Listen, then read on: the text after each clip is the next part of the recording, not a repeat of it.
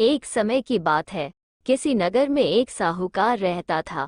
उसके घर में धन की कोई कमी नहीं थी, लेकिन उसकी कोई संतान नहीं थी। इस कारण वह बहुत दुखी था। पुत्र प्राप्ति के लिए वह प्रत्येक सोमवार व्रत रखता था और पूरी श्रद्धा के साथ शिव मंदिर जाकर भगवान शिव और पार्वती जी की पूजा करता था। उसकी भक्ति देखकर एक दिन मां पार्वती प्रसन्न हो गई और भगवान शिव से उस साहूकार की मनोकामना पूर्ण करने का आग्रह किया। पार्वती जी की इच्छा सुनकर भगवान शिव ने कहा कि हे पार्वती, इस संसार में हर प्राणी को उसके कर्मों का फल मिलता है और जिसके भाग्य में जो हो उसे भोगना ही पड़ता है। लेकिन पार्वती जी ने साहूकार की भक्ति का मान रखने के लिए उसकी मनोकामना पूर्ण करने की इच्छा जताई। माता पार्वती के आग्रह पर शिवजी ने साहूकार को पुत्र प्राप्ति का वरदान तो दिया, लेकिन साथ ही यह भी कहा कि उसके बालक की आयु केवल 12 वर्ष होगी। माता पार्वती और भगवान शिव की बातचीत को साहूकार सुन रहा था। उसे ना तो इस बात की खुशी थी और ना ही दुख। वो पहले की भांति शिवजी की पूजा करता रहा। कुछ समय के बाद साहूकार के घर एक पुत्र का जन्म हुआ। जब वह बालक 11 वर्ष का हुआ तो उसे पढ़ने के लिए काशी भेज दिया गया।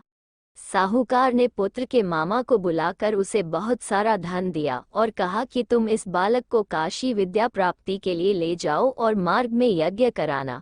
जहाँ भी यज्ञ कराओ वहाँ ब्राह्मणों को भोजन कराते और दक्षिणा देते हुए जाना। दोनों मामा भांजे इसी तरह यज्ञ कराते और ब्राह्मणों को दान दक्षिणा देते काशी की ओर चल पड़े। रात में एक नगर पड़ा जहां नगर के राजा की कन्या का विवाह था, लेकिन जिस राजकुमार से उसका विवाह होने वाला था वह एक आंख से काना था। राजकुमार के पिता ने अपने पुत्र के काना होने की बात को छुपाने के लिए एक चाल सोची। साहूकार के पुत्र को देखकर उसके मन में एक विचार आया। उसने सोचा, क्यों न इस लड़के को दूल्हा बनाकर राजकुमारी से विवाह करा दूं। विवाह के बाद इसको धन देकर विदा कर दूंगा और राजकुमारी को अपने नगर ले जाऊंगा। लड़के को दूल्हे के वस्त्र पहनाकर राजकुमारी से विवाह कर दिया गया। लेकिन साहूकार का पुत्र ईमानदार था। उसे यह बात न्यायसंगत नहीं लगी। उसने अवसर पाकर राजकुमारी की चुन्नी के पल्ले पर लिखा कि तुम्हारा विवाह तो मेरे साथ हुआ है, लेकिन जिस राजकुमार के संग तुम्हें भेजा जाएगा वह एक आंख से काना है। मैं तो काशी पढ़ने जा रहा हूँ। जब राजकुमारी ने चुन्नी पर लिखी बातें पढ़ी तो उसने अपने माता पिता को ये बात बताई। राजा ने अपनी पुत्री को विदा नहीं किया, जिससे बारात वापस चली गई। दूसरी ओर साहूकार का लड़का और उसका मामा काशी पहुंचे और वहां जाकर उन्होंने यज्ञ किया। जिस दिन लड़के की आयु 12 साल की हुई उसी दिन यज्ञ रखा गया। लड़के ने अपने मामा से कहा कि मेरी तबीयत कुछ ठीक नहीं है।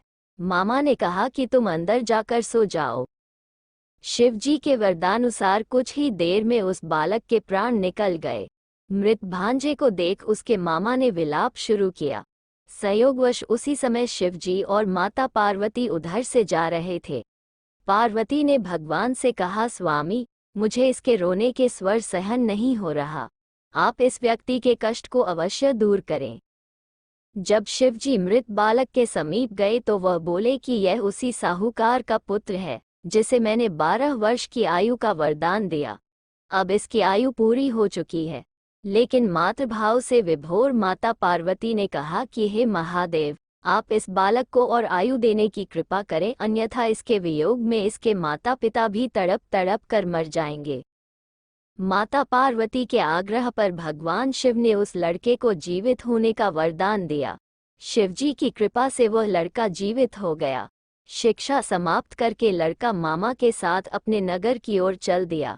दोनों चलते हुए उसी नगर में पहुंचे जहां उसका विवाह हुआ था। उस नगर में भी उन्होंने यज्ञ का आयोजन किया। उस लड़के के ससुर ने उसे पहचान लिया और महल में ले जाकर उसकी खातिरदारी की और अपनी पुत्री को विदा किया।